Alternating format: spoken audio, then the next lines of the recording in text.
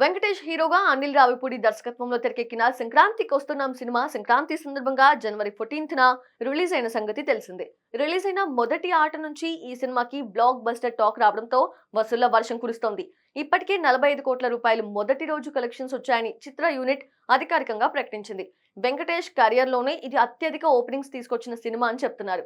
అయితే family audience connect కావడంతో సినిమాకి టికెట్లు కూడా దొరకని సిచ్యువేషన్ ఏర్పడింది.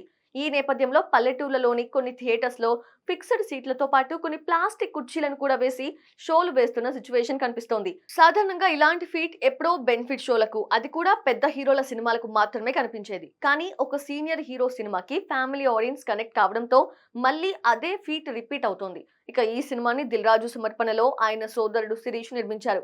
వెంకటేష్ సరసన హీరోయిన్స్ గా ఐశ్వర్య రాజేష్ తో పాటు మీనాక్షి చౌదరి నటించారు. ఈ సినిమాలో కామెడీ బాగా వర్కౌట్ అయింది. అదే విధంగా సినిమాలో చర్చించిన ఒక పాయింట్ కూడా ఆడియన్స్ ని ఆలోచింపచేస్తూ ఉండడంతో ఈ సినిమా రన్ ఇప్పట్లో తగ్గేటట్టే కనిపించడం లేదు. వచ్చే వారం కూడా పెద్దగా సినిమాలు బరిలో లేకపోవడంతో ఈ సినిమాకి లాంగ్ రన్ కనిపిస్తోంది. దానికి తగ్గట్టుగానే దిల్ రాజు ప్లానింగ్ కూడా కలిసొచ్చేలా కనిపిస్తోంది.